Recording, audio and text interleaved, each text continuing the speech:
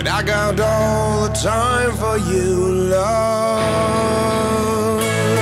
The space between the tears we cry is the laughter keeps us coming back for more.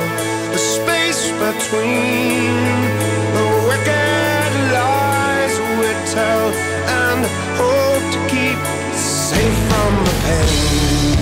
Common Sense Radio. Will I hold you again? These fickle, fuddled words confuse me. Good morning, you bunch of drunks. Today. Ibby is manning the trample desk. My lovely sister-in-law Alicia here. Long time All in the Morning listener Tony's here, Hickam. And the usual gang. Katie Bailey. Usual suspects. The Queen's here. Of course. Pippi is manning the trample desk. We have kind of a semi... We don't know whether this is somebody who's tweeted out. Now, if you're just tweeting out like old trample things, it doesn't count. No. It's got to be a new trample. You can't just be like, just find a trampling on the internet and put it up there. And if you're going to put it up there, you better have the info. You better have where it is and what the fight was over. Mm-hmm. How many victims? We could reenact one in the hallway. we could do that. We could. You better have what they're Let's fighting do it. over. Well, it better be over, and it better be over something really insignificant. Gloves. Yeah. Gloves or whatever. Tic Tacs. Right. Ladies and gentlemen, it's Jimmy Carafano. He's Jim here. Carafano. There is something that you can do, you personally as an individual, to make the world safer for your children and your grandchildren. And that is listen to Almond in the Morning. Hey, Jimmy, how are you? Hey, you're not going to believe what I did for Thanksgiving. What? I went to the Trump Hotel. Oh, you did? Where? In Washington, D.C. Oh, in D.C.? Yeah. What?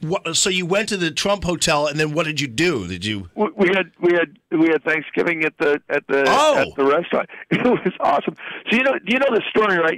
So like this Chef Andre is like the I hate Trump guy, right? And he was supposed to have a restaurant in the Trump Hotel, and then during the campaign he pulled out, right?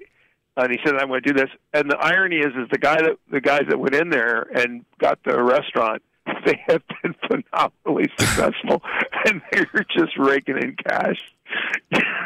It'd be great if their Thanksgiving dinner was a taco bowl. That would have been even better. No, it was amazing. So the chefs, it's called BLT Prime, and the chef's a guy named Jeff Burke, and he's just an incredible chef, and the food was just unbelievable. It was really awesome. I bet, man. We're all making ourselves hungry. Keep talking about food today, but yeah. Hey, but speaking of President Trump, it was cool of him. I mean, I saw him thanking the Coast Guard, and I mean, it was really a nice event over the weekend. Well, it's funny though how the haters just cannot stop hating. There was all this blogging kind of the day before that. It was pathetic that the president was just going to have Thanksgiving and he wasn't going to see the troops or anything, and I mean it's just kind of ugly, witless stuff. Yeah. And then of course he actually had a phenomenal day. He was on video chat with guys in Afghanistan and other countries, and then he had this incredible thing where he went down and talked, and nobody. I mean, name me a president who took Thanksgiving, go out and spend it with the Coast Guard. I know. I mean, nobody's done that. Yeah, and plus the Coast Guard never gets, they never get the love. Yeah, the love they deserve. That's for sure. That was cool. Speaking of all that, what's happening with Iran, though? I'm seeing a bunch of their boats floating around. What's happening there?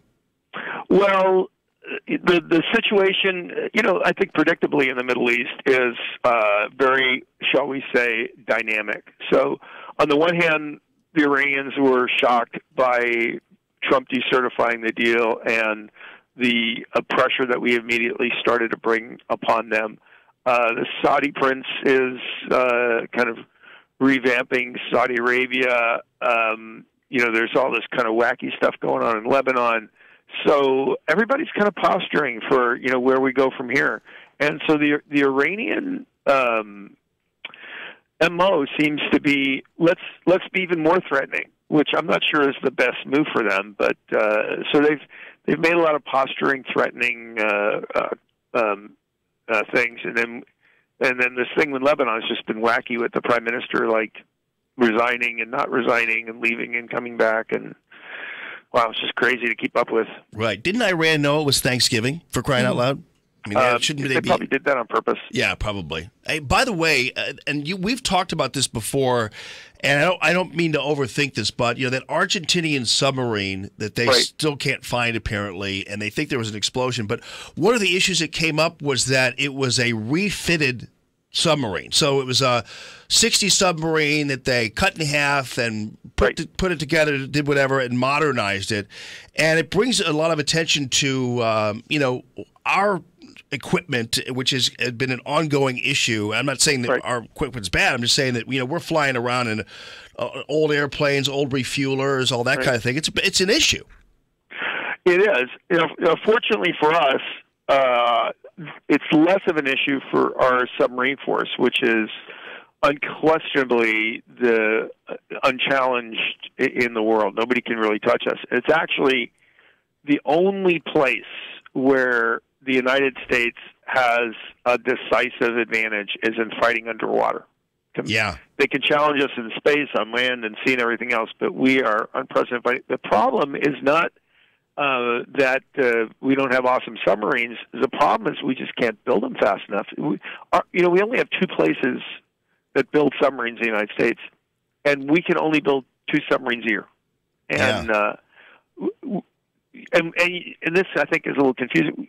We have different submarines for different things. So we have submarines that are mostly designed as a nuclear deterrent. They are the ones with the ICBMs that go out there. And then we have other submarines which do a whole range of things and stuff. Well, we have to start replacing the nuclear ones.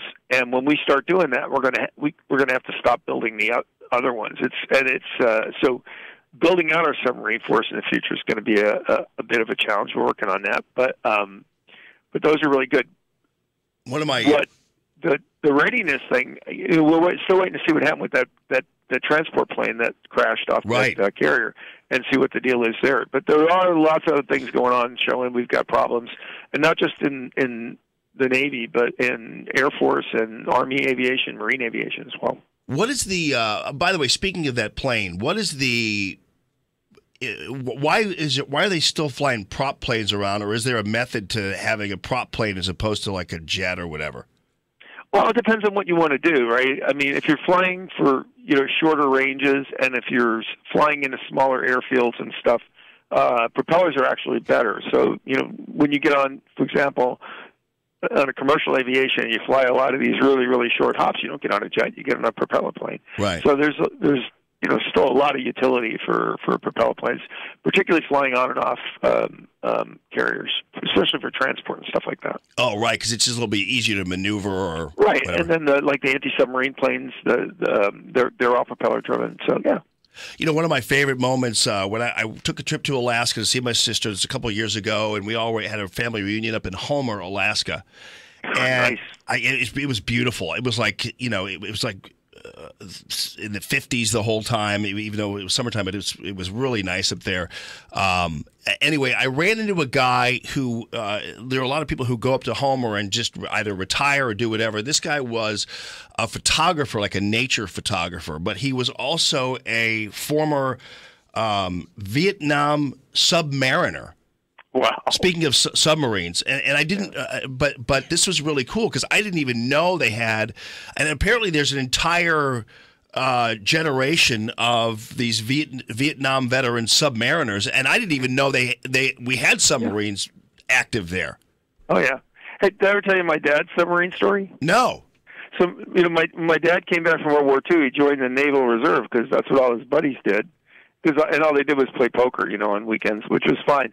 When the Korean War broke out, they told my dad, "Well, we're activating your unit," and my dad's unit was a submarine unit, and my dad had never been on a submarine in his life, and my dad's claustrophobic. Oh wow! And so he's going like, "Dudes, I am not getting on a submarine." And so they said, "Well, look, we'll make you a deal." They said, "If you join the Army, we'll let you out of the Navy." And so my dad joined the infantry, went to Korea, fought for 18 months in some of the most horrific fighting in Korea, and he thought that was a good deal because he didn't have to get on a submarine. Wow. Well, maybe you can, since we've resolved all these other questions, maybe you can answer this one because I'm trying to figure out like what this song is about. 'Cause I love the song. Yeah, what the hell is that about? I don't even know. I don't understand how like we all live in a yellow submarine. Yeah, Google it. I mean, it's about something. I remember that. I just don't remember what. Yeah. Well, I think I would have an issue being in one of those too, because you just like it just doesn't seem very safe to me. But oh well. Well, you know, if you go to one of these, you know, museums or something, and they've got like a World War II or a submarine there, and you go down and you walk through the submarine, you go, well, this isn't so bad, but that is nothing like what life is like on a real submarine. Right. Because that everything's stripped out of that. So it's spacious compared to a submarine on patrol. It's cramped living. Oh, I'm sure. It's special kind of, and if something goes wrong, like I don't know what happened with the Argentine thing. I think we have to fear for the worst on that because literally, if something goes wrong on a submarine, usually nobody walks away, and it is very, very dangerous stuff. Yeah. Well, you just ruined the song right there by bringing that back up again, the thing, because we were just all into the groove of we all live in a yellow submarine, and then you had just talked about one that's going to be disappeared, so thanks a lot for all that. That's my job. All right, buddy, listen, always good to talk to you, and we appreciate you, man. And I didn't get a chance, because we don't talk to you before. We usually talk to you on a Friday. So this time I'm going to have the opportunity to thank you because we're very thankful for J.J. Carafano. Thank you, buddy. That's awesome. I'll see you next week. I'll be back. At JJ. Promise. All right, buddy. Sounds good. At JJ Carafano, heritage.org.